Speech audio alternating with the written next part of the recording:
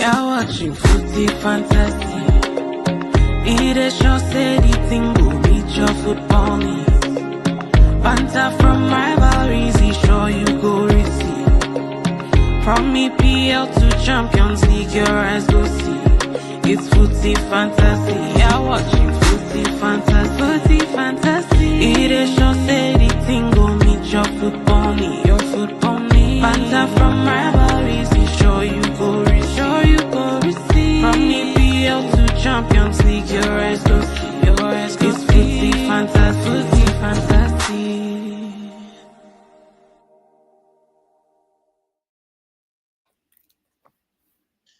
All right, welcome to another episode of Footy Fantasy. We're back again on a glorious Sunday for some Blues who are here in full force.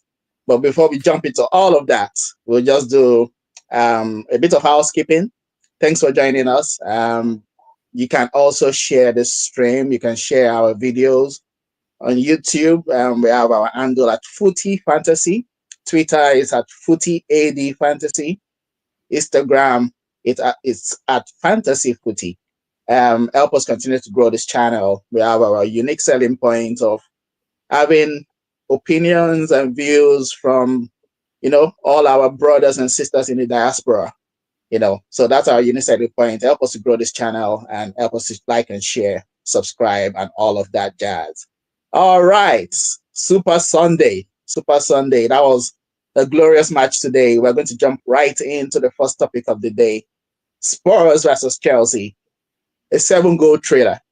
It didn't disappoint. This is one of those games that you look forward to during the season. There's going to be fireworks. It's either there are red cards, they are fighting, punching each other, or there are lots of goals. And it delivered on all fronts today. As a neutral, I was watching it. I was like, wow.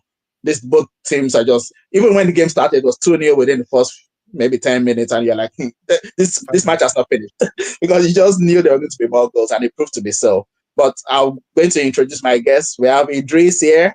Idris is fully geared up with the face cap and the jersey. Idris, welcome. We're happy to have you. Thank you very much for having me. No problem. And we also have Asha in the background. We can see the Chelsea flag flying proud and high. And Asha is one of those cool Chelsea fans. He's laid back, but I'm sure today is not going to be very laid back. He's going to go all in. Welcome, Asha. Welcome. It's been a while since I've been on here. We're just cool. We're not at the top. We don't. That's why it's not too high. It's just low. It's just low. It's not too high. Going there steadily. We are raising that flag higher before it reaches the ceiling. Not too high. Not too high. Very modest Chelsea fans at the moment. Yeah. Very modest. We are still all right. We're rebuilding. Yeah, this is where we're going to go today. This rebuilding, I don't believe you guys again. This is cool. I don't believe it. No. This is no longer rebuilding. These guys are all of a sudden they're 4 points off the top. Wow, incredible. But before we go into the wider picture, we'll just focus on the Spurs Chelsea game first. Okay, I'll start with you, Asher. When the lineup dropped, before the match, what was your take? What was your expectation? Were you going there thinking we need to win this game or we can win this game? And when the lineup dropped, were you happy with the lineup? Sancho starting, Madueke on the bench. What were your thoughts before the game actually kicked off? So before the game started, I think for Maresca, this was a big game for him. Because the traditional top six, you have what Arteta, Slot, Pep, and then who was up? And then Ten Hag.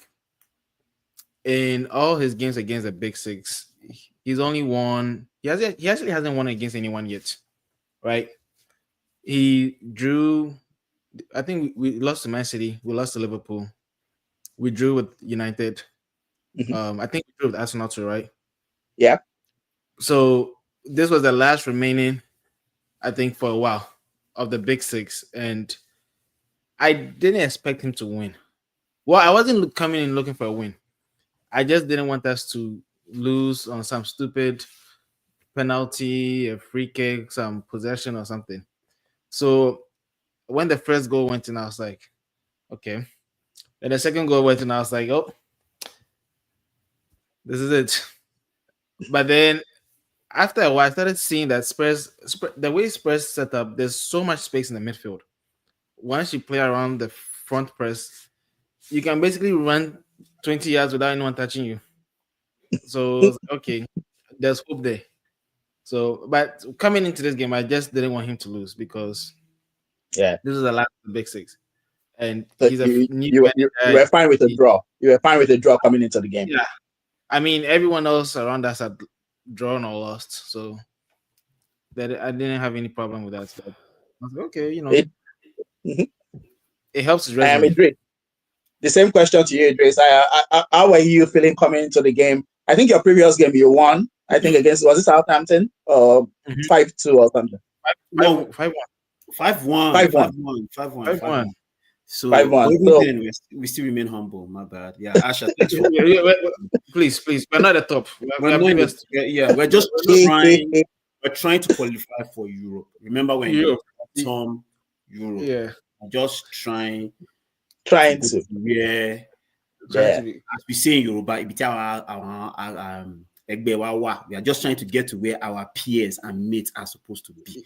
Yes. So, and meanwhile, you'll be picking up a Premier League trophy on the way, just for. Not say anything. If it doesn't happen, we'll drop it at the bus stop before the. They will drop. So, are you feeling confident coming into the game? I mean, this kind of I say you pick. If you just shot, they'll say, "Oh, it's not here." Oh, sorry, we're just passing by. There's no intention, right, Asha? There's no intention to go and say we are carrying it. Some people have been chasing it for 2 years, and I can imagine how they feel the year that 20 years. Correction, 20 years. 20 years. Man, I say a few can be 20. Just saying. We're fighting relegation, but 2 years ago, so we are just. We have a reputation of Chelsea is a toxic club. On your worst seasons, if you carry trophy, go house. Now we as Chelsea fans cannot come and tell you that we merit it or not. We don't know, but we have expectations. We're also a club that we do not care if you're an ideologue. Like I will always say about Ten Hag, if you take shots here, United fans are going to be taking shots in this system. Not even Tottenham. I think we lost. We lost Ayo, but we'll continue. So, like United fans always will take shots on this. When you think about, we got Ola back. Oh, we got Ola back. Continue. Sorry. I said so. Talking about like United will take shots in this one because I used to have a significant problem of extremely ideological coaches that this is how I play. We've had that debate and argument on what tactics and stuff. And some coaches will rather die on that way I'm playing than actually adapt. And the Premier League is brutal, right? Premier League has shown you that many coaches will come and have to adapt. It doesn't matter. You can't say I play like this in Serie A or I play like this in the Bundesliga. You just come and you be like, man, this is a different ball game entirely. And for me, when it comes to a lineup, Maresca, to your previous question, as Asha said, Maresca has earned the right to pick the kind of lineup he wants. Although we think he's a company guy, he has to make do with what we have. And I know that sounds too rich coming from a Chelsea fan. Like, what do you mean make do? You know what I mean? Because last year, if you look at where we were last year this time, we were like 14th or something, Asha? Oh, yeah. We're below 10th for like 3/4 of the season. Exactly. Yeah. And to me, it wasn't out of the fact that the boys weren't playing well. Because we just had a lot of injuries, which was predicted. Ayo, who I have to give credit for, made me see Pochettino's style of doing things completely different. I never knew he had such amount of injuries when he coaches teams. Never knew that. But he says something in his routine as a coach that he needs to go back and recalibrate if it works, because they're playing more games now. You understand, like week in, week out, and all the stuff. And he has not updated that part of his coaching regiment, in my own opinion. For us to have that amount of injuries last year was ridiculous. And this year we don't have the same. Though we've kept most of the players, we are rotating a lot. Yeah. So I was going to say that's a big factor. Yeah. We're rotating a lot. When the lineup came out, we were afraid, no doubt, because there was one guy nobody trusts in that team. We call him our baddie Ashil. Nobody, no Chelsea fan right now believes in that guy. Like he's two mistakes away. There's something off with him. I don't think he's a horrible player, but there's something really off with the guy, right? He just has one mistake in him. Is it confidence? Is it shuffling his feet? Is it what? And I'll be nice to him today because we're just killing him. He was playing in the wrong position, though, to cover for certain things at the back. He's a left-footed center back being asked to play on the right side. So one has to give him because he misplaced it. He just lost a lot of possession. But it's easy to tear into him because he's used to losing possession regardless.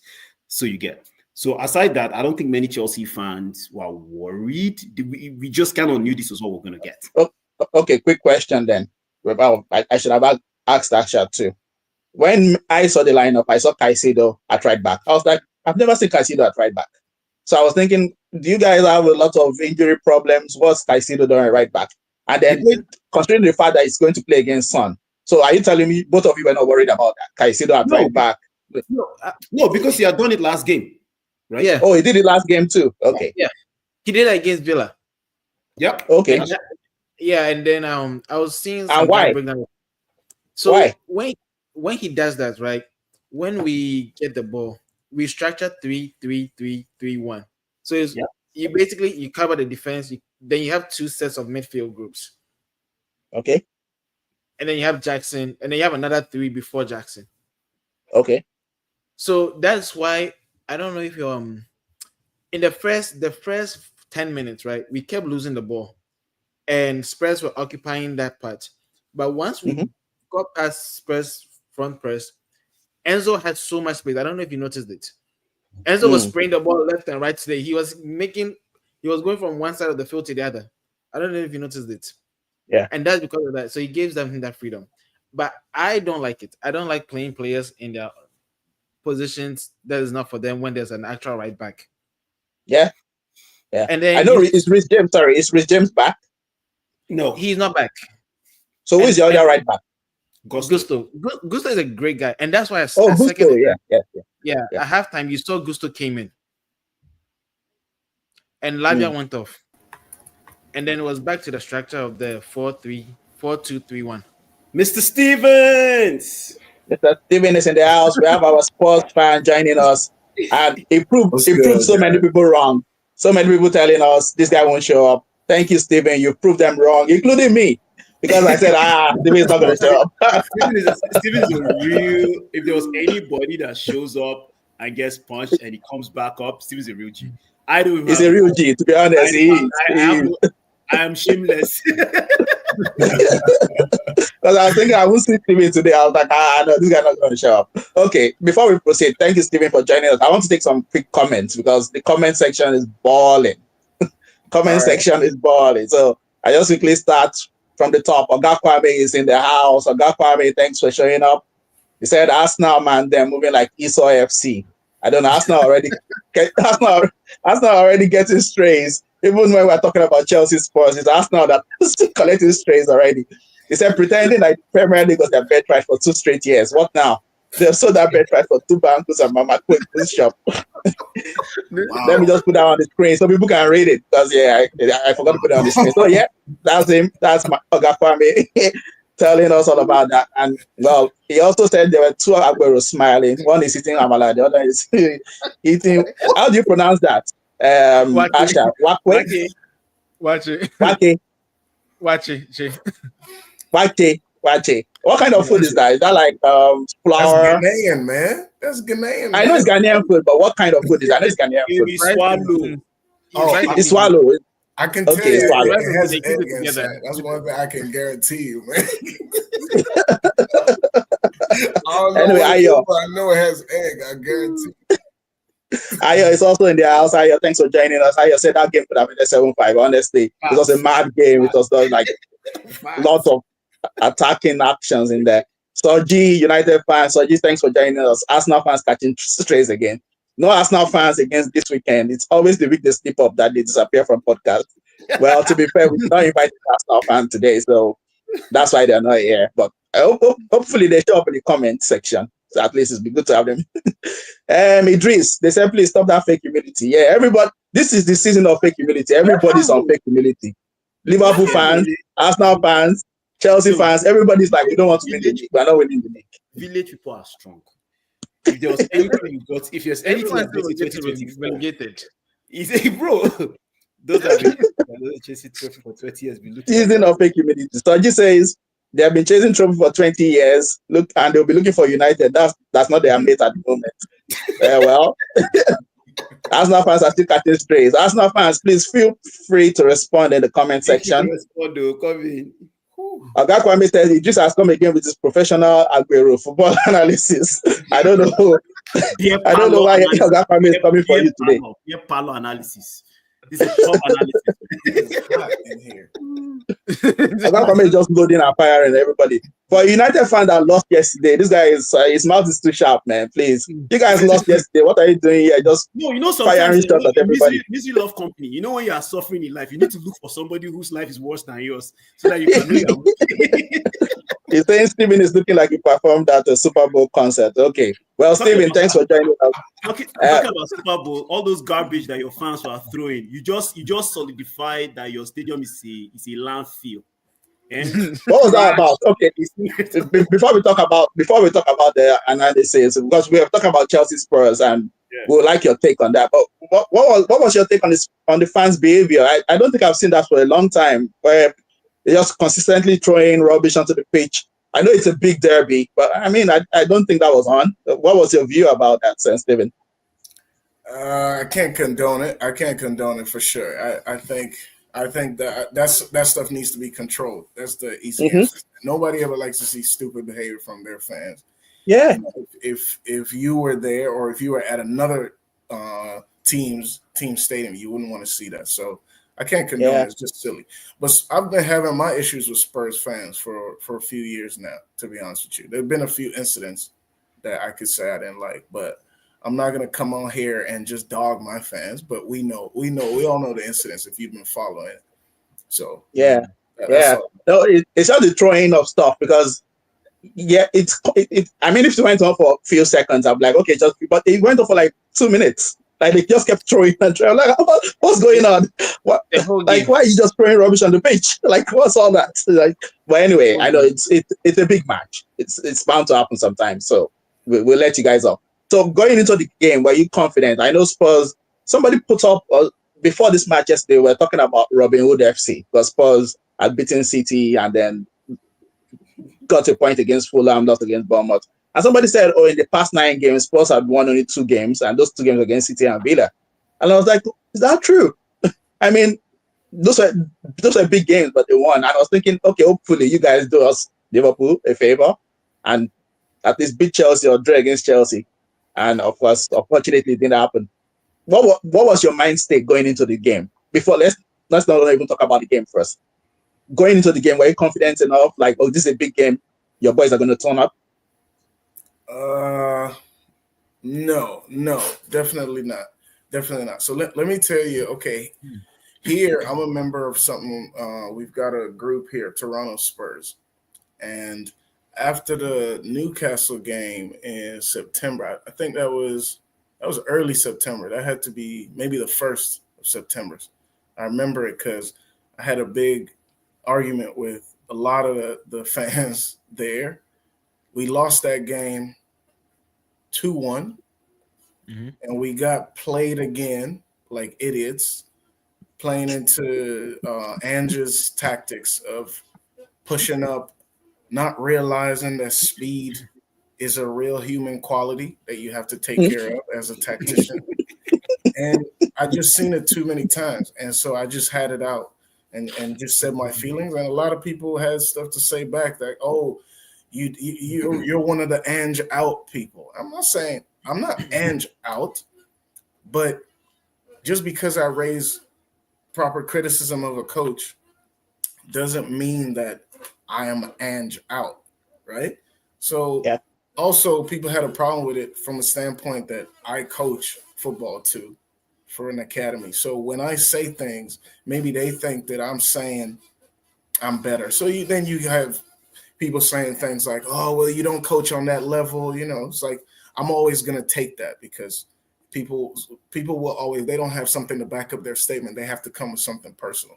So I really had it out with them, and it's not like we're arguing, but I just haven't been back there because, to be honest, I'm not gonna give my weekend or let my weekend emotions be decided by Spurs games.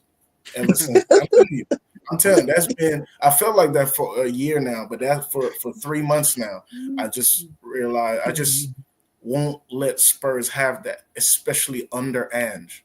He's a good coach, but there are a few things where I believe in coaching. Like if you get tricked or played or outsmarted a certain way, I can get outsmarted on any day, but you're not going to outsmart me again the same way.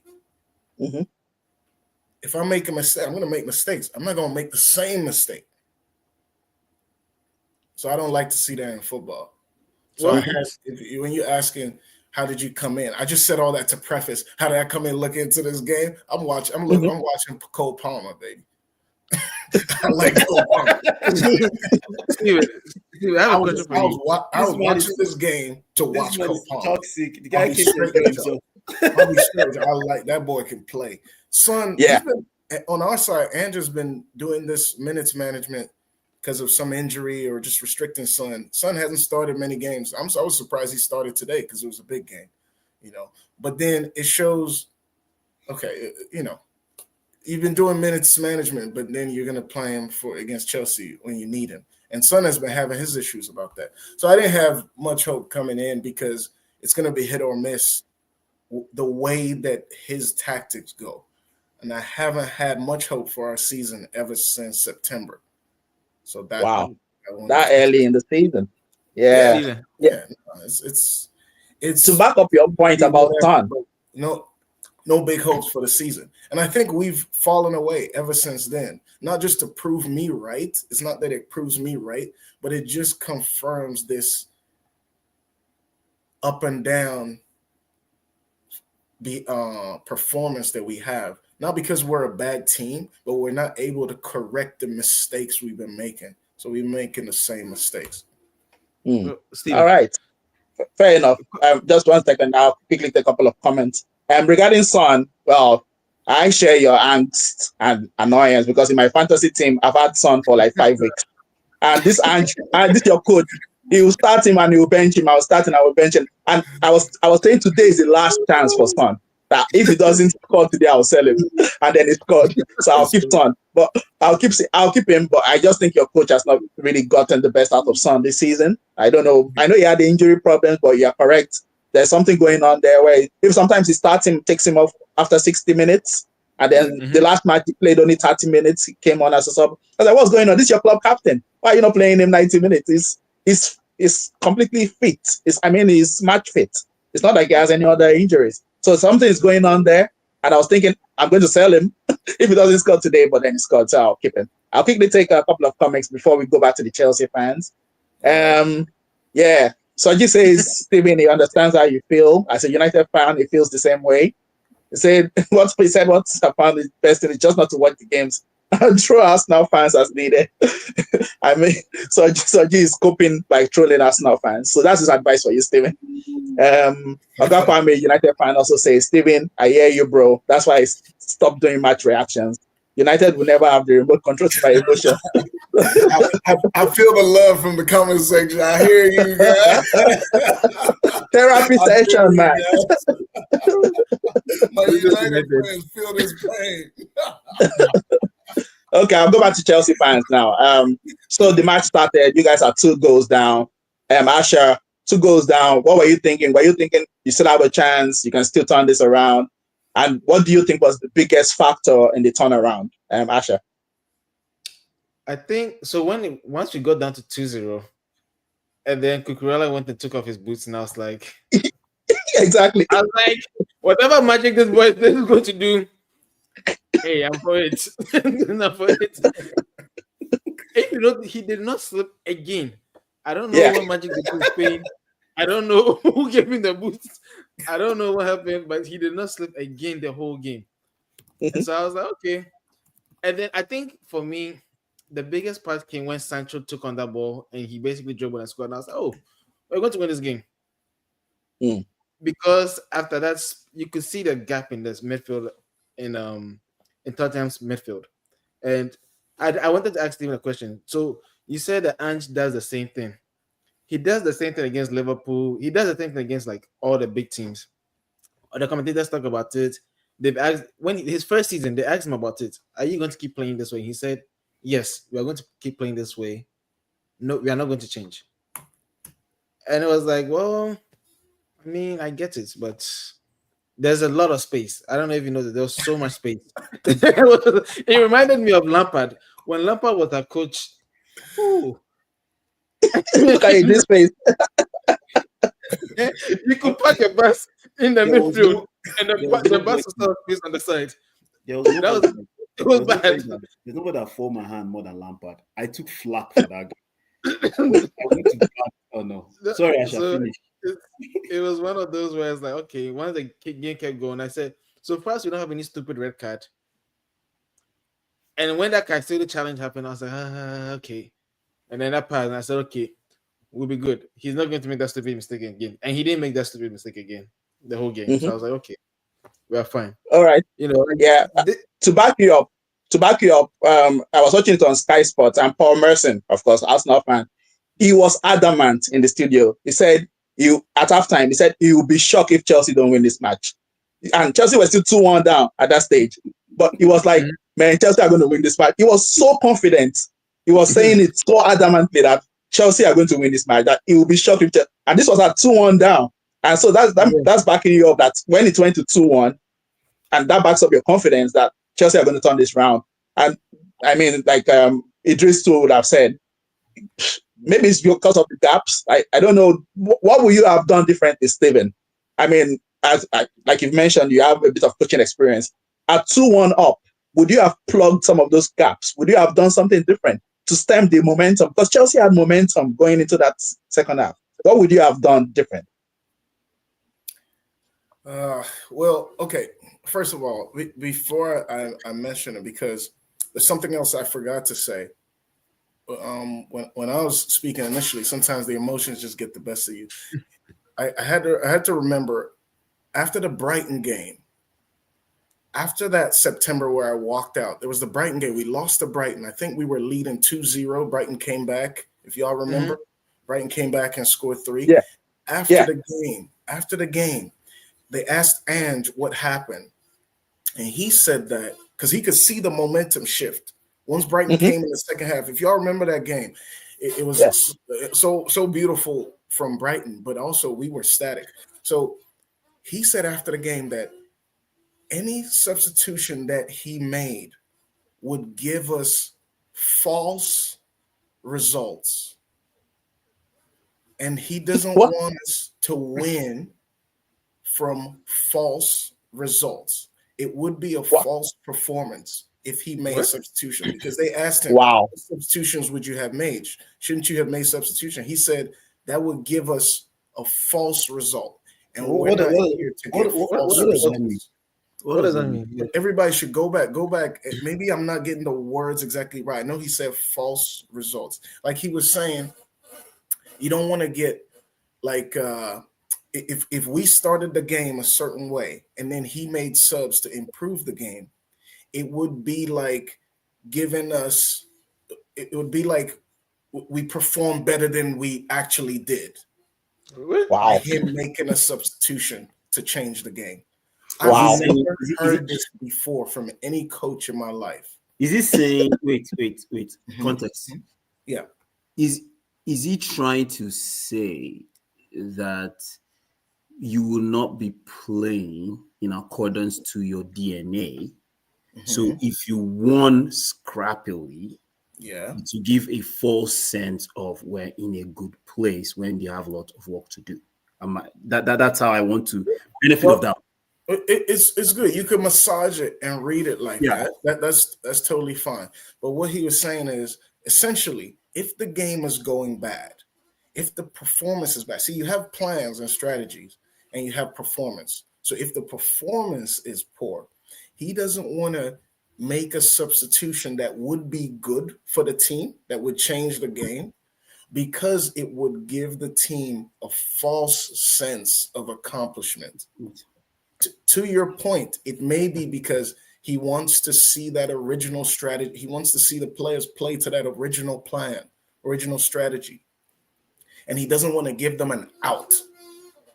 Wow. In a sense. Ola, Well, sorry, Stephen, I was just chiming in. Ola, do you see what I said about when I posted when Coaches. all those haram Taliban ISIS? This is the mentality. Okay. You see where I'm going with this thing? Because I remember we debated it for almost 3-4 years. That Idris, you're just being very harsh, sorry, this Taliban behavior makes no sense. Okay. Look at the Southampton coach. Look at the Southampton coach. Look at every week they're giving away a goal by playing out from the back, and they're still doing it. Exactly. I don't understand why coaches can't be flexible. Why can't she just be flexible? If you remember about 4 years ago, I like that you called it Taliban coaching. Maybe that's a new term. Everybody needs to know that. Everybody says haram football, and there's haram. It's not supposed to. You're not supposed to do it. Then there's actually no. This is haram, but I will die on it. That's terrorism. Yeah. You're terrorizing the players and the fans. But see, to the coach, he's playing to himself. He believes I'm staying steadfast to my ideal, to my principle. Yeah. If you remember a couple years ago, maybe 4 or 5 years ago now, Bayern Munich lost like 5-2 to Barcelona lost like 5-2 to Bayern Munich. And they kept trying to play out the back. The match that Alphonso Davies really had the advantage on Messi. I can't remember the year, but Barcelona kept trying to play at the back. Hansi Flick was the coach or something like that. I think so. Muller was in that game. Muller scored. I wish I remember the year, but they kept trying to play out the back, to your point, Ola. But this was a Champions League final, and they just kept trying to do, or semifinal, and kept trying to do it and kept failing at it, but didn't change from the first half to the second half to the last minute of the game. And Bayern Munich, all they did was press them high, kept winning the ball, and Barcelona never changed. So this is who Ange is. If you go into the game, so we're 2-1 down, I think, or you said at 2-1. We're 2-1 up. You went 2-1 up. Yeah, 2-1 up at halftime. Yeah. 20 minutes in. But you could see the momentum changing. But see, I already know that Ange isn't going to do anything. I think he made a sub 53rd minute, and then the rest were at 80 minutes. He made the first sub in the first half for Romero because he got injured. Injury led. That was an injury one. That was an injury one, yes, for sure. Yeah. But he could have used that opportunity to switch the tactics. That was like a freebie. But I know he's not gonna do that. I know he's not gonna do that. Wow. For me, the change that I would have made was in our midfield, because starting the game, just to now be quick to the change. Starting the game, we started with Bissouma and Sarr. And I think what's his name? Kulusevski. Yeah. In the middle. None of those guys is a proper defensive midfielder. We're missing Betancourt. Okay, so we do have a problem. We did have a problem of not having a solid midfield, not having somebody who is an actual defensive midfielder. You've got Sarr who roams, Bissouma roams, and now you've put an attacking midfielder in Kulusevski there. Okay, so today called for a coach that can be actually very flexible with his tactics, to use somebody like Romero to step up and play as a 6, maybe, to use somebody like Archie Gray, who's a young defender, to use somebody in a different position, because we didn't have Betancourt, we don't have any proper defensive players. So it's a little bit, it kind of played to Chelsea's hand because we had that weakness already. But what I would have done is that I would have had Romero step up, play as a 6, and put Dragusin in there with Van der Ven. Or I would have Archie Gray come in. So we're playing 3 in the middle, but with actual defensive players, not putting Kulusevski in the middle. Steven, Okay. Now, this is wait. Let me just take direct experience with what the team is going through right now, because as a coach, you have an idea of injuries, what you can do or can't do. I might, from outside, I might say that Archie Gray has played in the middle in the championship and defensively. But if you're there with the team, maybe you know that he can't play in the middle. So it was a bit difficult for any coach. And then to put Ange there, it kind of played into Chelsea's hands because there wasn't too much we could do without a proper. Okay, I'll just really take comments before I start rounding off this section of the pod. Adebayo Ayodeji, thanks for joining us. It says Ange has to be the most naive coach. With your team 2 goals up and still playing an eye line and still playing a wide open tactic is bananas. Sancho had a nice game today and has been good so far. We need to fix the defense and maybe we can win something. Okay, Adebayo is a Chelsea fan. Thanks for joining us. Sorry, I have to interject. Adebayo is talking like a common sense person. See, it goes without saying that. It goes without saying that if you know you've already lost Højbjerg, I believe Højbjerg is gone, and you have Tinker, but he's injured. You already come in playing tight. You already know that that's common sense. Oh, I don't have my holding players, and I'm trying to play Basuma and Saar, who are not defensive players. Everybody hold it. Let's play tight. Keep the spaces small. Strikers, you come back to help. But see, Ange doesn't even have that in his brain. It doesn't even click on like, oh, I don't have a defensive midfielder. I need to change. He comes in still playing high with that. It just doesn't make sense. But if you say it, they're going to say, oh, well, you're not a Premiership coach. Well, you don't have to be a Premier League coach to see that. Mm-hmm. Yeah, Adebayo says, I'm just sitting on 10 eyes. His days are numbered. You can't keep playing like this and expect to win trophies. Yeah, well, he said he doesn't win trophies. He said he wins trophies in the second season. That's what he has said. That's what he said. So, and now, wait. Are they not in FA Cup and Carabao? Yeah, so they can still win. So that's what I mean. Don't let pass judgment here. Championship. It's all good. So good. Chelsea was good, but Ange also made Chelsea look good with his useless tactics. I'll take it though, says Adebayo. Yeah, exactly. 3 points in the big derby. Man, it doesn't matter whether the opponent made it easy or not. You got your 3 points. Second on the table. Let's see. Ogakwame comes back, says Russell Martin, that's the Southampton coach, is the king of Taliban football. Moving like a stud. Shout out to our player for sitting in. Ogakwame going with the politics infused comments there. We got really some of these coaches, I mean, I feel you guys, and I think Liverpool have probably had coaches like that before. That probably like Benitez. When we had Benitez, Benitez was good at the beginning, but towards the end, you just like this guy. At least change your tactics a bit. We've had coaches like that too. That you'd be thinking, come on, change it up a bit. Just you can't do the same thing every time and expect to get away with it. People have figured you out. Do something different. And some of these coaches, they don't care. They just die on their principles. They're like, oh yeah, it's my philosophy. Philosophy. Come on, what philosophy? What? Who's going to give extra medals for philosophy? Man, nobody's going to give extra points for philosophy. Barcelona has ruined football. I swear to God. It's Barcelona's fault. that Pep La Masia thing, they've ruined. One second, I'll be back, guys. No problem, Steven. No worries. They've really ruined football. But anyway, go ahead. Yeah, Ogakwame comes back also saying people staunchly believe in a certain philosophy of playing football without room for flexibility do not make great coaches. Exactly. And should be an assistant coach who focuses on the offensive third. I look at Soji too, is backing you up there. Idris. Soji said Barcelona and Pep have ruined football. I stood on this for decades, and I'll keep standing on it. The day Pep retires, football will be saved. Yeah. I agree. He's a genius. He's a genius, don't get me wrong, but come on, man. Muller was saying that point. He said nowadays their players are not, you put them in a position and they don't know what to do. They want to. No instinct. No, they're not instinctive. Everything is. Was it Muller or was it a Spanish? It was Muller that said it. Muller said it. There's another Spanish player that was saying that at U10, these players are giving too much instructions that they are not enabled to problem solve by themselves on the pitch. On the pitch, yeah, because everything is drilled into them. Go to this corner, stay there. Yeah. Stay on this wing. Stay on this side. Don't run. Don't pass. Don't dribble. Just stay. there's a point to when it works. Don't get me wrong, because I also feel for Steven. I really do.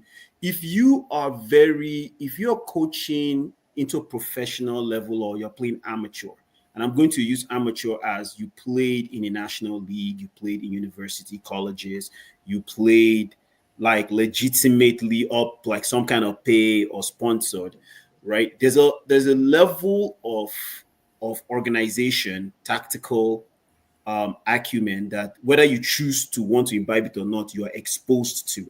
Now, once you have been exposed to that, football now becomes a pain because you're never going to watch it like the average person that's in, you understand, enjoying it. It now almost becomes like a curse. So when somebody like Steven is watching, or anybody that has played or almost went for a trial at that level, and you've gotten all this information, right? You might have empathy yourself, but you're really struggling to understand what this coach is actually doing or why that coach is doing some things. Like it's kind of like a blessing and a pain at the same time, because you can see the gaps 3, 4, 5 plays, or if there's a mistake, you could actually track back the mistake 4 passes before, because you're looking at the players probably in the wrong positions. You're looking at holes in the tactics based on setup. You're looking at probably the wrong characteristic of player in the wrong position at the right time. Like, you know what I mean?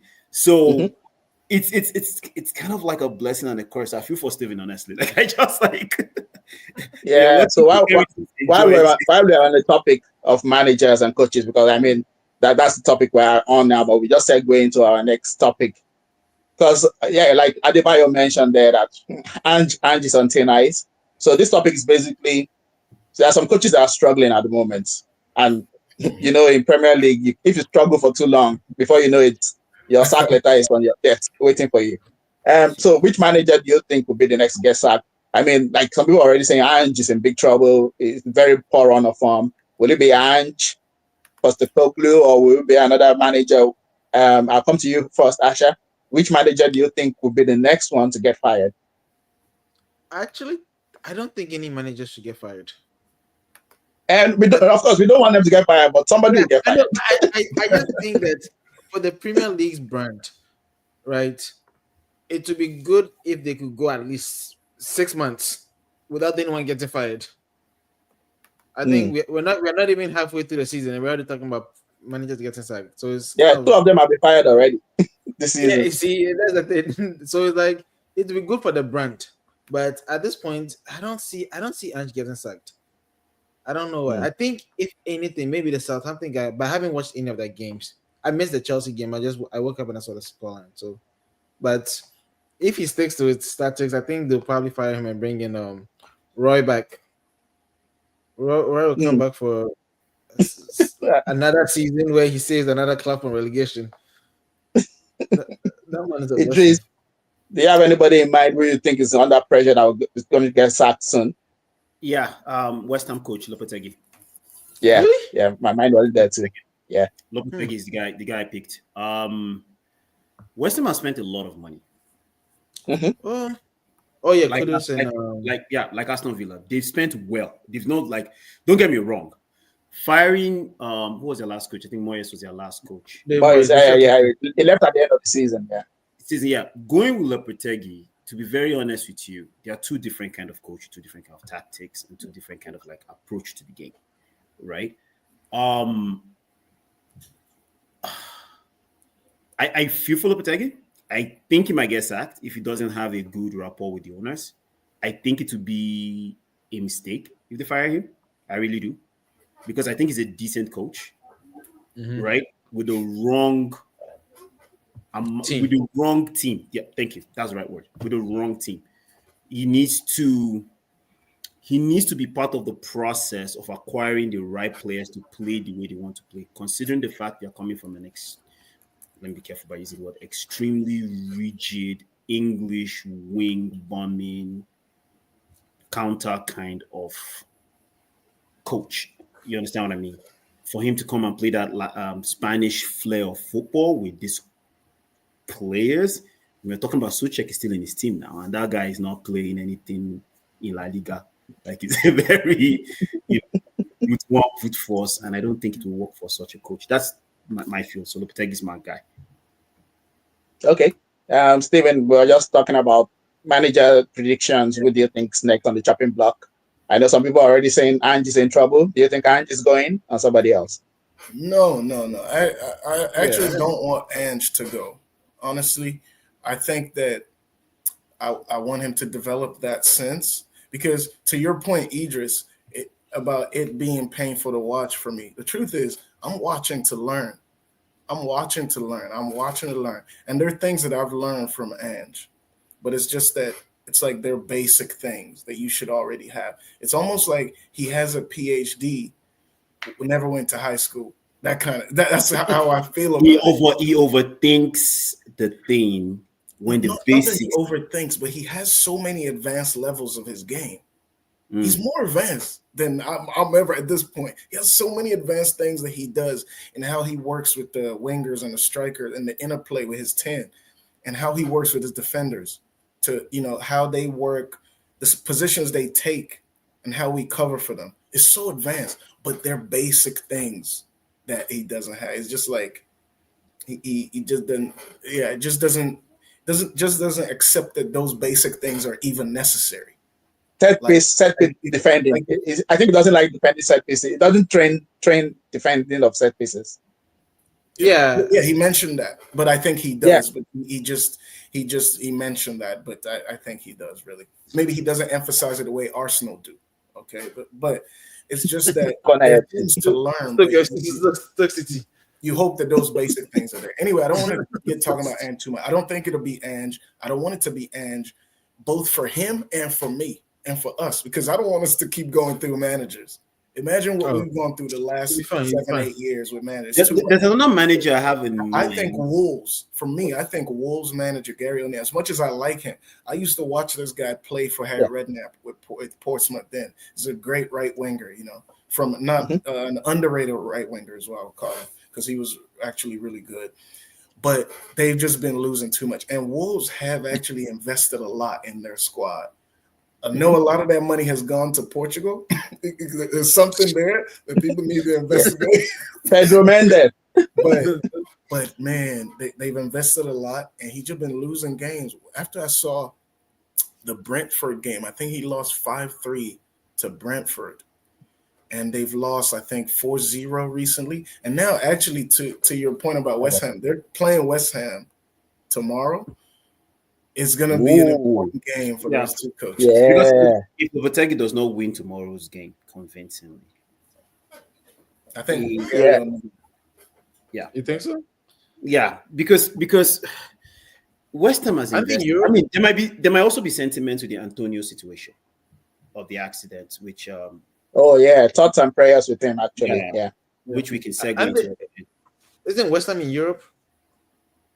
No, not this season. Not this season, no. They have the same colors. I understand. Sometimes it actually throws me off. West Ham and Aston Villa. So it's like they spent a lot of money. They have quality players. They had highs just a couple of seasons ago. They kind of like struggled last year, but now they are really struggling. And I just, in all fairness, I just think he doesn't have the right team. Like, it's not balanced. And Premiership is very ruthless. So I think they need to be patient with him. Yeah, I know. Steven's like, sorry, man. I'm not laughing at what you said. I just read one of the comments. They said they want. All right. Let's move to the comments. From life. Yeah, okay. We'll go to the comment section now. Yeah, but I mean, thanks for your thoughts on the topic. Well, for me, I'm like Steven. I like Gary O'Neill. I was rooting for him. But I think Wolves are losing too many matches. And I think my prediction before the season started was Wolves will get relegated. And it looks like they will get relegated. There's just something all right with the team. He's a good coach, but I just don't know. They're not too robust. They're easy to play through. Wolves, even though they play good football, but they're not resilient. They lose too many games. And look, they're 19th at the moment. If they don't win tomorrow, I think he'll be gone in the next few weeks, Gary O'Neill. Because at least West Ham are still 14th. West Ham are a bit far from the relegation spot. Yeah. But Wolves are in 19th. So if they lose tomorrow, man, I think he'll be gone. The coach they fired that they said he's playing negative football. He's up there. Who they bring in there? You remember they fired Nuno now, and Nuno is with Nottingham Forest. Yes, Yeah. they moved fire Doodle. Yeah. Yeah. So, Okay, we'll take comments. yeah. We'll take comments. Saji says you don't see players expressing themselves, showing expression anymore. How often do we see the goals we used to see? Like beautiful volleys or That's very bicycle skills, or even the creativity we saw with the likes of Ronaldinho. Exactly. Players like Ronaldinho, man, you can't get in the team any longer. You won't get in any team now. Ronaldinho, JJ Okocha, those players like that, they'll put you on the bench, man. They were like, "What are you doing?" Coaches don't like that anymore. The problem is not even that they won't get in the team. Is that at 13 they won't even become JJ Okocha. They won't allow them. Yeah. They won't allow them to express themselves. Yeah, they wouldn't even become Ronaldinho because he's not going to be allowed They get coached.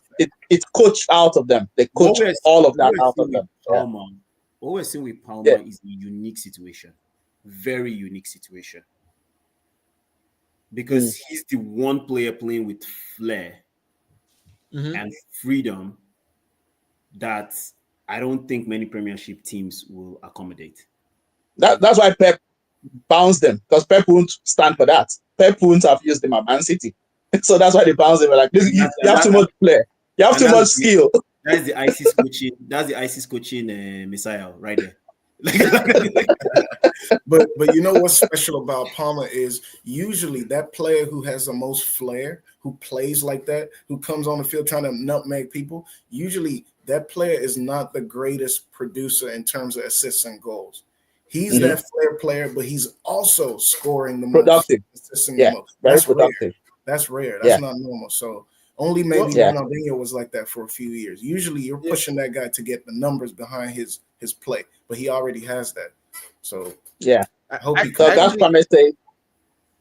Oh yeah, sorry, Asha, were you saying something? Oh, so I was going to say to Steven's point. So when you had asked me when I saw the lineup, the thing that I was going to say, which was controversial, was I wanted Palmer benched for big games. No, it's not controversial. No. Let me explain.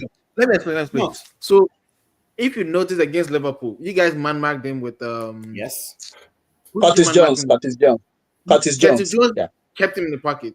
When they played United, he got man marked. When he got played this, he got man marked. He hasn't really, to me, he hasn't learned how to. I'm the big player now. I think he's still sometimes he gets used to it of okay, I'm the big boss. I think he's still getting used to it. And for the most part of this game, he was out of the game. Yeah. Until that minute where the penalty came in, then he scored and he was like, oh, okay, I'm in the game. Let me show these people what I can do. And then he took on like 5 Spurs players, and then Enzo scored. So to me, I was like, But Asha, it's a sign of respect when your opponents are designing tactics to stop you. When Liverpool have to find somebody to be following him up and down, Man U or which other team, that's a sign of respect. That's the sign of that this guy is very impactful. We need to man mark him. How many players do they do that? That shows how special it is that you have to actually devise a tactic to stop this guy from playing. So I just think it's a compliment. It's a compliment to him. We need to stop him. We need to man mark this guy. I genuinely think it's because he's still young. Yeah, he's still going to get better. Yeah, he's an exceptional player. But at the same time, right now, because I agree with you why I said like it wasn't crazy. We Chelsea fans are clamoring for the guy to be subbed just so that he can rest. He's played too many games. We need him to rest. We need him. He cannot be seen in a team that we're rotating to be like untouchable. We don't want that. But doesn't play Conference League now. But there are other players yearning to start. Like we're talking about Nkunku that banked goal last week. We're talking about Felix. Felix having let him because when those guys play, they play very differently from Palmer. They are guns blazing.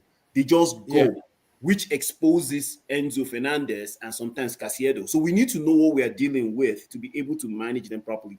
Jadon Sancho is one that calms the tempo when he plays. It's almost like playing a 10, but on the wing. You know what I mean? It's a very crazy thing that he does. It's very different from Neto, Nani, and Modric. Like very different.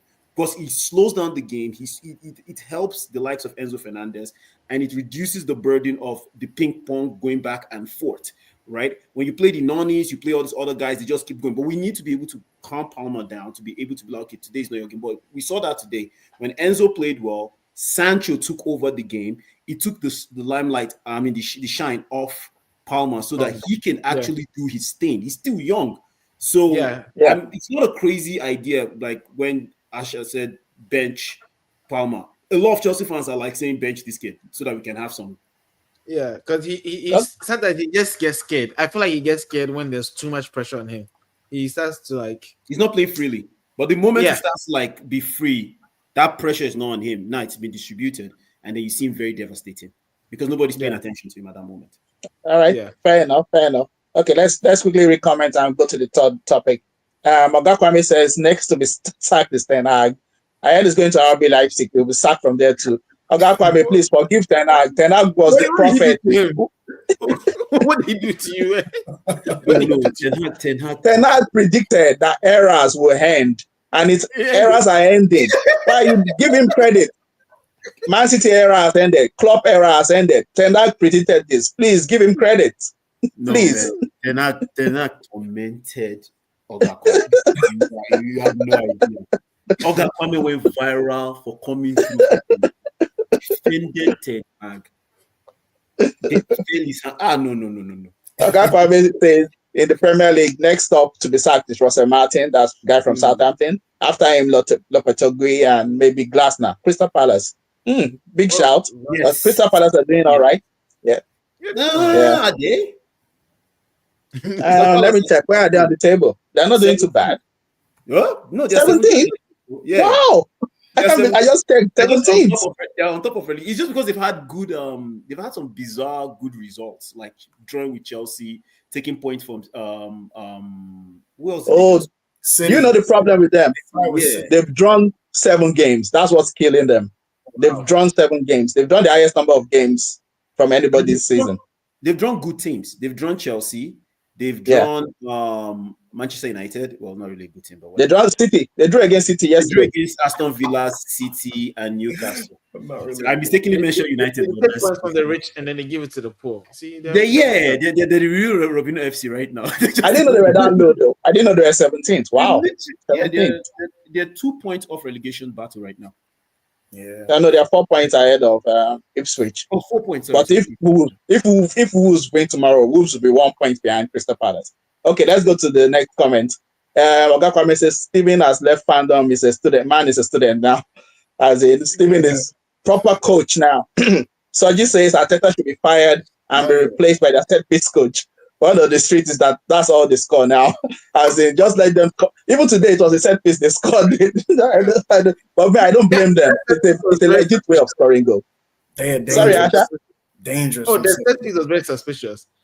See, what I don't understand. Yeah, what I don't understand about their set pieces is they're all running from the back post. Just make a line in front of them. What are they going to do? No. Asha, no, I watched there was a guy that was breaking. It's a very bizarre but quite effective thing. You have to man mark. You have to man mark to stop it. Yeah, it works very well against Donau. It works very well against Donau marking. It's bizarrely very effective. Yeah, but it didn't work against us, and we're terrible at set pieces for like a year. No, we don't win. We don't win any headers. We don't win anything. And somehow they did not score against us. I'm not even joking, guys. If you watch as good as you guys are saying, Chelsea are amazing. If you go and watch Chelsea's game, any crossing or corner, we are not win. We don't get to it. I don't know. Do you know, guys? Something came to my mind today. Like, this is a season in which maybe it would have been good to have Thiago Silva available. Yes! I mean, just to even pass some of his experience. Because, I mean, you're in the title chart now, and I think the only thing that might just stop Chelsea this season is maybe lack of experience in that centre-back pairing. Like, if you had Thiago Silva around, not even to play every match, but just to pass on some of that experience to those guys, you guys would have been maybe real, not even trolling, you'd have been real title favorites. Because I think that, like you guys have said, that centre-back pairing, I mean, the lack of experience there, you don't win headers, Badiashile is making errors. That might be a big problem. If you had somebody experienced to even help them, there, it's like been good. To be honest with you, I think it's the characteristics of the defenders who signed. Because if you look at Disasi, he had an amazing game against Southampton. And many of us are scared of Disasi and Badiashile. Like, we're actually scared of these two guys. Actually, it's laughing. Actually, understand what I'm saying. Like, there are only 3 defenders that have proven themselves to be center backs, which is Fofana, what's his name, Colwell, and Tosin. And Tosin, as Dada used to say, the guy looks like a Deloitte worker or something. Just looks like a regular. He looks like a footballer. Football is a cipher. You know, I thought he said that, like, I never was see it. And it was like, but I think like when Badi got moved to the right side and Gusto came in, he was okay. So I think there's a way with that right back thing that we do, because technically the tactics is to play 3 back, choke the midfield, and press up front. So when we are playing Cassetti, where technically you start from here, then you invert back into your position. Cucurella does the same thing too. Depending on where the ball is, then at some point you're only left with almost like 3 guys at the back. So when you're now stretching a center back who's playing on the wrong side of his foot, they are bound to make mistakes on that position, which was what Badi was doing first half of this game. But then when you're playing Disasi, who isn't really great on his feet, you know, you're asking him to do that same thing on the side, they become very, very poor. But when you pair them in the middle, they're good.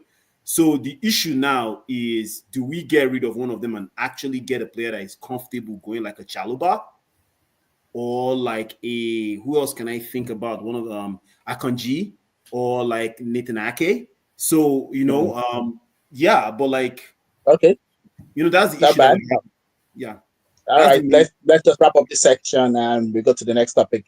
I think we've spent like an hour, so we start being quick with the responses now. Ayo says next to be sacked is Topetogui. Yeah, well, it's under pressure too. I mean, I think tomorrow is a big one. West Ham Wolves, that would be a big one. So we'll see what happens. Ayo probably throwing some shade here. Says Steven showed up finally in a Spurs lot. Hallelujah. Well, I think Steven proved many people wrong today. You did. Of course, man. Of course. I mean, it's just a schedule thing. I don't plan it. I don't plan it that way, but as it happens, usually we win. But it's all good. I think people who didn't know, they know today. I'm here. Sergi says Deloitte Walker is crazy. Agakome says Deloitte Walker is nasty work. Man said consultant, you know. No, crazy. When they announced him, he wore his suit now. Remember, if you saw, I can send the picture to you guys. Look it up. The guy looks like a consultant. He does not look like an actual footballer. Who is this guy you're talking about? Look him up. You see. Is he injured? Yeah.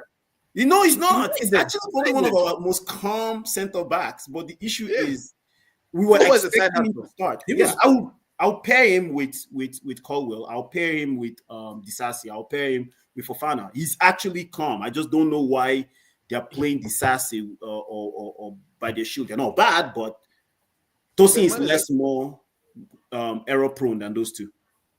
Okay. Now I'll give you 1 minute to respond to this. I don't know whether you're serious or trolling. It says, question for Chelsea fans. If Chelsea finished less than second this season, did you guys bottle it? No. Asha, of course. No. You didn't bottle it. I told Ivy on the podcast that he said he asked me the highest Chelsea goal, and I said 4th. And everyone laughed at me. Everyone on the phone laughed at me. At this point, if we get 4th. So you're still on 4th. Idris is taking some water because Idris is about to give a very fantastic response. No, no. You're not going to lay me up like that. Idris, tell them you are winning the Premier League. Nobody just place me so that they not want to hang me in the forum. To answer your question, did you bottle it if you finish less than second? No. I actually thought we end up 6th, and I'm still standing on 6th. Okay. And if I end up in 4th, I'm very grateful. In fact, if I end up in 4th, Maresca for manager of the year. Wow. After all that money that you guys have spent, Sugar thought they have spent over $1 billion. You want to be happy with 4th place. We also sold a lot of players. But you bought lots. Yeah. You have like 27 players. Come on. According to our coach, we have 25. Okay, no problem. Ayo says Tosin is not really good at playing out from the back. I don't really know about this Tosin guy. Like, is it true? No, he's good. I wouldn't say that. You know, the interesting thing about Tosin is He used to play, I think, Man City Academy. I remember reading an article about him. He was with the Man City Academy, and I think Maresca knows him. Yes. I'm not sure if Maresca actually coached his team, if he was with under 21s or under 23s, but I think Maresca has knowledge of him from then. So it's really, when he came in, I think he was Maresca's first signing, free from Fulham. Yeah. So I'm surprised to see that he hasn't been using him. I know he's good with his passing. I don't know about bringing the ball from the back, but I know he's good with his passing. Steven, in the Premier League, he hasn't been used very often. In the other competitions, he's been paired with what's his name? Badia, and no, three of them. They've paired three of them up. So sometimes have Desasi on the right and Badia on the left. So three back with Cucurella inverting. So he's solid. I think he's solid. I don't think he's the greatest, but he's less prone than Badia. Okay. All right. Hold on. That's his name is Batty. Is that how what's he called around the Chelsea? Batty. We call him Batty, man, because the guy is just a guy. It's full-grown man, Batty. Bro, that guy full-grown man, Batty. That guy playing like a U-turn, like Batty sister. But disaster is that's what we call the two pairs. Body sister, like the baddest disaster that you can ever have is like Sassy and Body.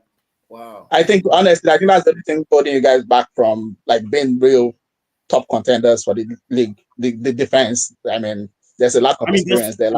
Add Rico Suave there too, man. That's Sanchez. That's what we used to call it. All right. FIFA Club World Cup. Chelsea got invited. For some reason, I don't know. They have their weird reasons. So even though they did not win the Champions League since when did you win in 2021? And they got invited to this. A handshake, and then they said, "Oh, okay, you guys come in." Don't actually was a handshake. It was a handshake, professional handshake. That's all. Professional handshake. Professional handshake. Okay. Man City and Chelsea are going to represent England in this Club World Cup that Infantino has been pushing for ages.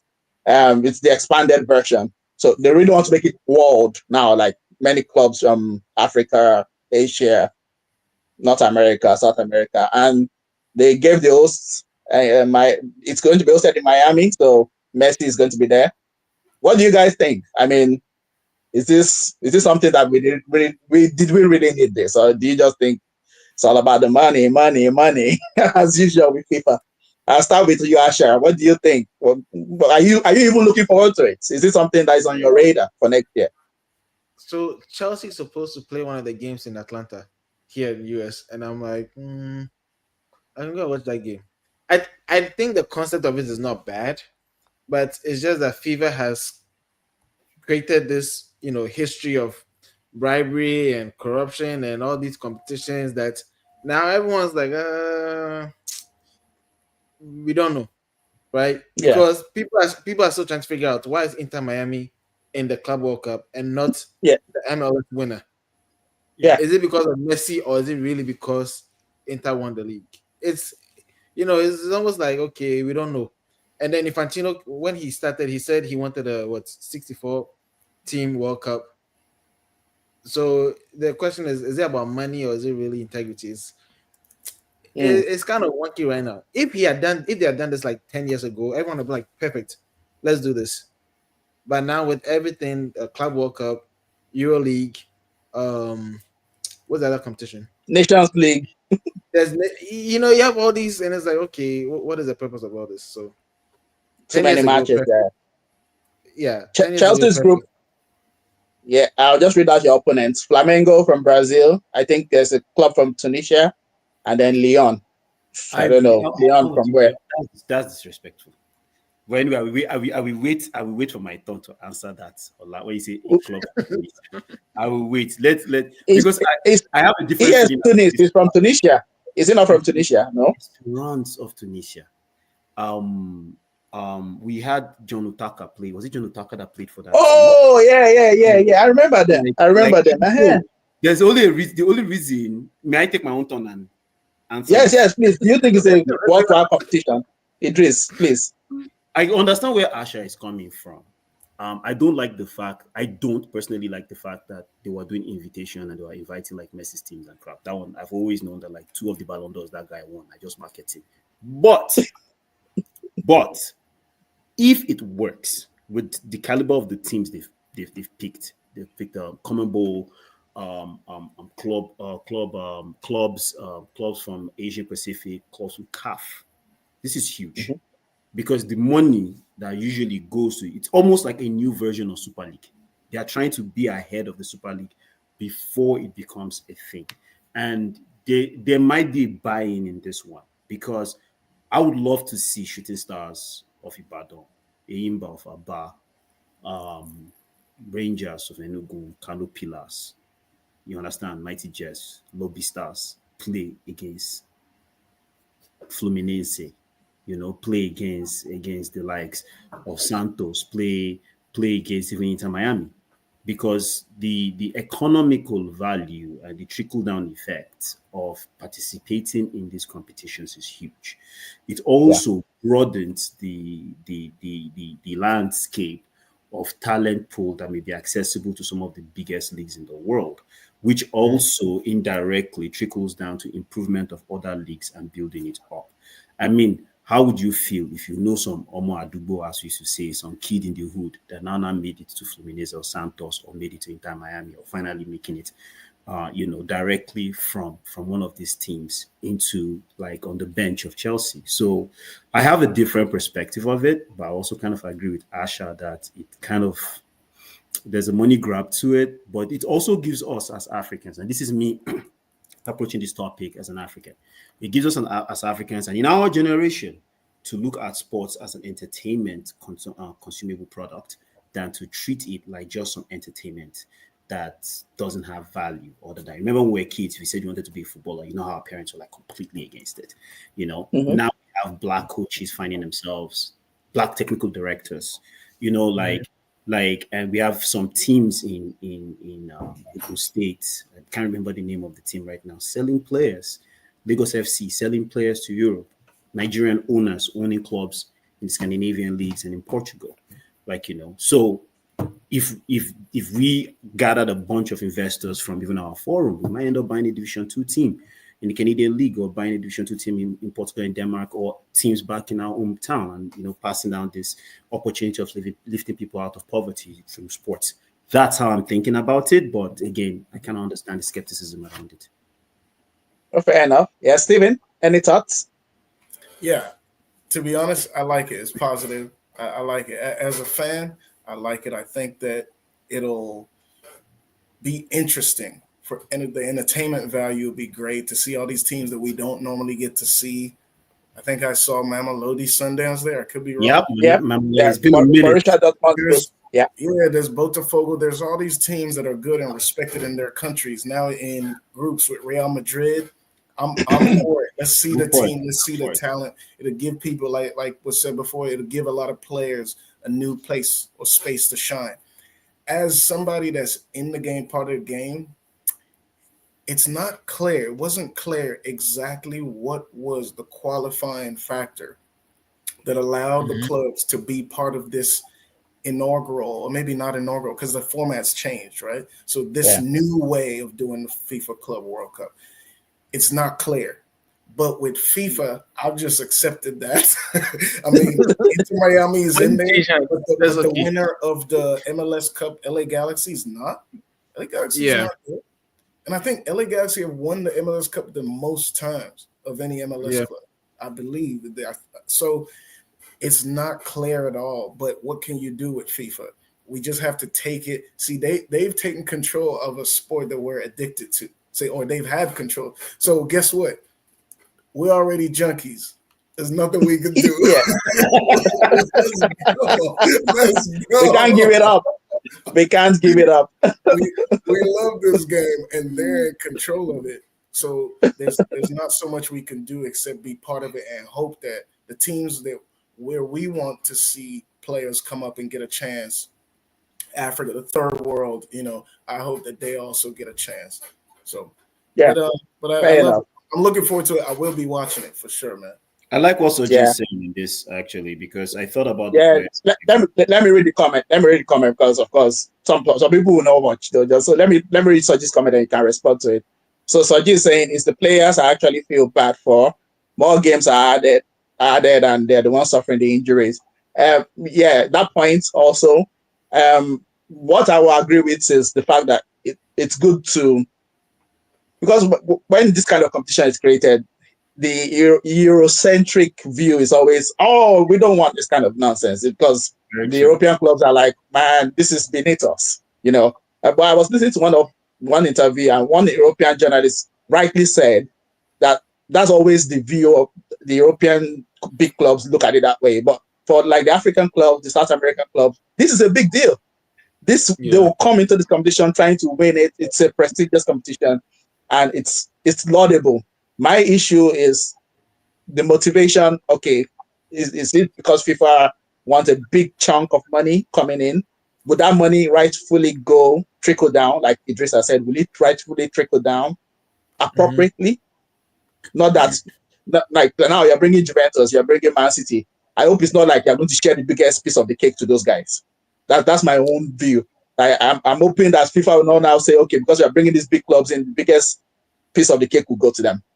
And then does it trickle down appropriately? So we'll have to wait and see, you know. And the injury problem, yeah, that's also true that some players will have to play too many games. Unfortunately, that's where football has gone now. Champions League has been expanded. Competitions are getting Nations League. I mean, that one, they've managed to put that into the calendar every year. So they're going to play more games. That's why you need bigger squads, basically. That's why you have to go the Chelsea route, get 50 players, and No, then you'll be 25. all right. That's why I'm not actually 25 mad at players, that. please. From the player side, I'm not actually mad about the 25 more players. games, because I feel like it'll give more players a chance. Coaches need to, they've already Yeah, expanded the Premier League squad over the last 2 or 3 years, right after COVID. yeah. So it'll give more players a chance, and for scouting for academies, it's a great thing. Except for the coaches that will want to keep their selection small, but overall, more players will get a chance to play at the highest level. It's good. Mhm. It's good from that standpoint for me. The players are looking at it like they'll get more time or they have to play so much time and have fatigue. But the truth is, it should be benefiting players by giving more players a chance to show what they got. True, true. Oga Kwame says, of course, it's about money. Messi won MVP, but was not the highest scorer, not the highest assister. He didn't even make it to the MLS Cup final. He says he loves the idea, but he just hates that Inter Miami qualified just because of Messi. I think Infantino just cashed in on the Messi brand. He wanted to sell the competition on Messi's going to be there. So basically, I think that's what Infantino did. But also, Sorry, yeah. Sorry, who was saying something? yeah, I was just gonna add that like Yeah, Idris, yeah. you mentioned something about like the money that they're gonna share. See, it's business. I also I struggle with this morally. If the haves should get lion's share when they invest in things, and those that are working or aspiring gets the trickle down. I struggle with it. But without these big attractions, this whole benefit that we're talking about this FIFA League will not happen. If FIFA rakes in money, if there's a lot of markets like in South America, in Africa, or in Asia, also getting like, oh my God, there's noise. If billionaires and millionaires decide to participate, like in the Middle East, you know what I mean? Like in Asia, some Chinese investors or Japanese investors are like, oh my God, I want to invest in this stuff. So South American investors, because I know, and forgive me, Africa is behind, but the likes of Dangote just wakes up one morning and is like, I got 200 million on this, and his friends, the current CAF president, who is very rich, is like, yo, we need to like show up well, because look at the last CAF presentations that we did. Since we changed the leadership, this guy has approached the business like a mindset to CAF. If it now booms, then you know what I mean? They might be like, okay, we share the money equally or the money equitably, but in the beginning of these competitions, the big boys are going to have to collect their money. It's just what it is. Okay. I think the final comment on this before we finally go to the last topic of the day. Soji says he's not sure if there's time for this, but he said I was reading something about the other day that EPL creating their own streaming platform for the games now. Any truth to that? And if so, thoughts? I think we'll pack that for another edition, but I don't think that's in the works yet. It might be eventually, but I don't think that's in the works yet. All right, Asha, thank you very much. I see you're about to up off. And I mean, thanks very much for joining us. You've been brilliant as usual. And I mean, get ready to wear your Premier League winners title jersey, because I think Chelsea are going to win the league by May. Congratulations in advance. Come for a Liverpool fan. Liverpool fan. Leave him. I've let him go all season. I haven't mentioned his number one player yet. I'll let him go all season. I'll talk about it now. That was last season, Asha. That was last season. Season. The bet was last season. We don't need that this season. That's all gone. Darwin Nunes, in case anybody wants to know, he's talking about Darwin Nunes. I'll see you guys next time. No problem. Thanks for joining us, Asha. So we'll go to the final topic of the day. So we're talking about, sorry, this one will be a quick one. So we read the report in the past week that they're thinking of, if the goalkeeper holds onto the ball for too long, the referee is going to award a corner kick. Straight away, people have started throwing shade at Arsenal that, Arsenal are going to be scoring 20 goals every game. Because if the referee is giving corner kicks for this kind of thing. So I think that's one of the new rules they're breaking in. So my quick question is, coming into next season, because I also know that FIFA they're doing a trial for how to revamp VAR. So it would be like challenge system. They did this, I think maybe on the 17 female World Cup, Women's World Cup, where it would be like tennis, where as a coach, if you think this decision is wrong, you have 2 challenges per half. So VAR will not just be sticking their nose in everything. It will be up to you to make a challenge and say, I think that's a penalty, we challenge that, and they review it. That will like reduce the amount of interference of VAR. So they're doing the trial for that. So my question is basically, next season, what is one thing that if you had the power, what rule will you bring in to football to enhance the game? I'll start with you, Stephen. Okay. I've actually thought about this for some time, but I think in the game, it's kind of like chess, right? So you've got the players, of course, I know they're humans, and we respect them, but they're like pieces, and the coach has to move them tactically. The coach is the real player of the game, if you look at it in this sense. So you're moving tactically. Now, the best coaches are the coaches that can actually motivate players to make a rook move like a bishop. If you can do that, that's when you make players come alive. But from the tactical aspect, one thing I would like to change is have the coach sit in a box somewhere high up, have that bird's eye view, and be able to give messages, with some kind of device, right? Just maybe to an assistant coach that's down there relating to the players. I would love to see that, because I think coaches will get a different view of the game, and I think it'll help Andrew. Maybe we'll finally see sense. Maybe it'll help my team somehow, But I think overall for the game, let me not joke around with Andrew. I think it'll be actually interesting to see how that'll affect the tactical changes, the timing of the substitutions, and different parts of the game will change with that. I would love to see that. Yeah, good one. I'm not sure if there's a rule against it, but I remember Sam Allardyce used to do that occasionally. I think when he was coach at maybe Bolton or wherever he was, he used to go sit in the stands in the first half, and then he'll come down second half. Sam Allardyce or somebody else used to do that. Not often, but not that he was sent off to the stands. Some coaches have to sit in the stands because they get a red card. He used to do it out of choice, but not often. But I vividly remember maybe a couple of matches he sat in the stands. Yes, and they came down at that time. Yeah, you're right. I think there is a rule about his communication from there. Oh, okay. You're not allowed to communicate. I could be wrong, but I would have this as a rule, as a constant thing where coaches sit in rugby. They do it in rugby. The coach doesn't stay on the sideline; he stays in the box.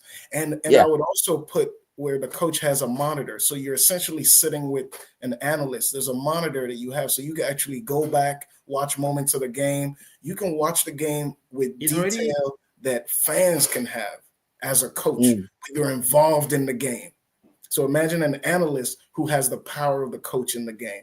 I would like to see that. Fantastic. Thanks, Stephen. That's a great one. Idris, what rule would you bring in for next season if you had the power?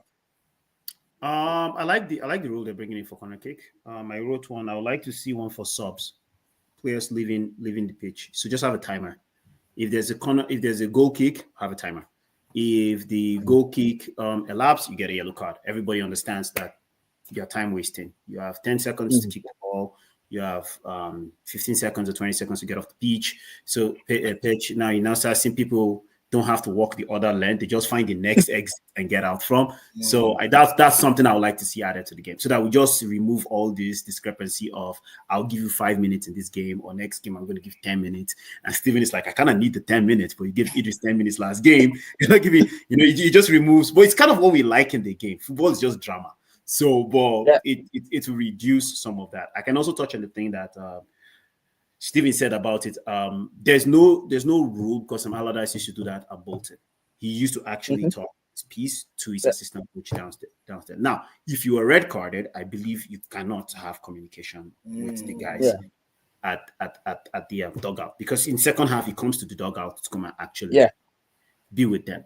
I think the technology you're talking about already exists, because if you notice, there's a monitor right there where the coaches always argue, and sometimes they want to go stuff. So, but to you, that technology exists, and then there's this thing about they're trying something in under something female World Cup that they want to do flags. Like, no, that's bullshit. Like, just keep with the rule. You already have people that are analyzing the game. Yeah, you have a ref, and they advise the ref, maybe you should go look at this. The ref could also still look at it and say, no, my ruling stance. Like, you know what I mean? So the way it's going right now is good. I don't see people having too much problems with VAR in Italian Serie A, Bundesliga, and Spanish League, where they are using it without any drama. Where you have issues with VAR is a cultural thing, how people interact with technology. In the English Premier League, there is this old boys, I am better and I know it all hierarchy thing, that it's almost like they're constantly butting heads with the obvious. So in my own opinion, like the Premiership and the way they use VAR, I mean, it's improved this season. Let's be honest about it. Yes. In recent weeks, that's really improved. There's not been any major controversy. In addition to something about somebody was being subbed today and got a yellow card for not leaving the pitch quickly or something. I think in the Chelsea Spurs game, because I think instead of going right through the shortest route, this person went to take the long route out. So if you just probably a Chelsea player. Chelsea player. I think it was a Chelsea player. I can't remember which was, but he got a yellow card for doing that, like going around instead of just going through the quickest route. Just put a timer on. Honestly, if you put a timer on, it becomes very, very easy. You got 30 seconds to kick the ball in. You got 6 seconds to get out. You got 30 seconds to kick the free kick or whatever. So. Yeah, good solution. I mean, some of this thing is common sense. It's a pity some of the football authorities, they don't like to employ common sense. Sometimes, but like, this is straightforward. Just put a timer and not to just stop all this nonsense, So I'll just read the comments before we finish off. This is in response to goalkeepers holding on to the ball too long and corner kicks being awarded. He said, "Now that's BS. Just keep giving them yellow cards and put a timer on how long they have to hold on to the ball." He said, Onana has received a lot of those. Yeah, if you hold on to the ball too long.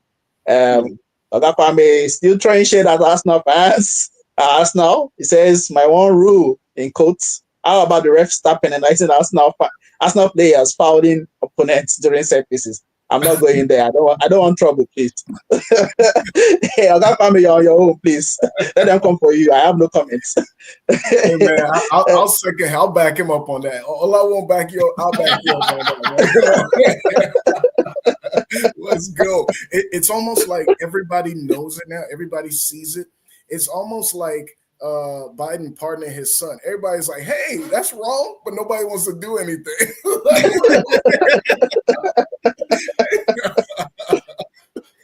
I just find that the final comment for today, that comment says, they already use the monitors, like Idris rightly said, on the sidelines, you see they have monitors. And he said he remembers Ole used to watch Netflix and Baby Shark on his monitor. Ole and Tenag will never escape from Ogakwame. Ogakwame should also be, this is a shot up to Ogakwame, he should be humble can accept that him bashing Ole after the way he was shouting Ole must go, and then they brought this Taliban guy, he should go back and apologize to Ole. Because Ole finishes second twice. I don't care what anybody says, he might not be the most grandiose, loving football. But Solid second. Sorry? Solid second. It's a solid second. So I like that. Solid second. You might not be your most happiest guy. He's a company man, but he did the job. And he not brought this Taliban guy that's supposed to be a PhD guy, and the guy just stunk up the joint. Come on, man. I'm just remembering my childhood, man. On behalf of all Man U fans, it's sad when people are pointing to your glory days like, Ole finished second twice. You know what That's messed up, man. Manchester United, you need to change this, man.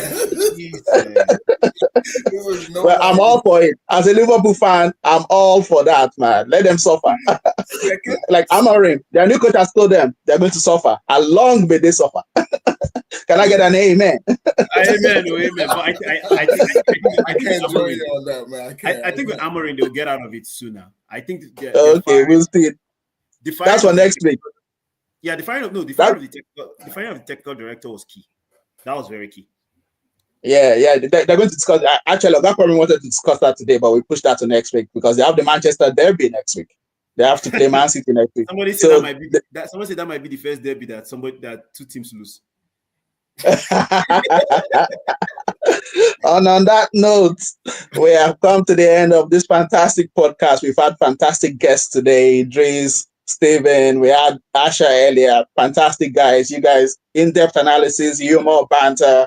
Great job, guys. Thanks for joining us. And before we go, we just read out our housekeeping again. YouTube, you can find us at Footy Fantasy. Twitter is at Footy AD Fantasy. Instagram at Fantasy Footy. It's been a blast. It's been a fantastic episode once again. Thank you for joining us. All those who showed up in the comments, thank you guys for taking the time, and we'll see you next week. Bye. All right, see you. Bye. All right, take care, guys. Take care. Bye. Take care, Idris Ola.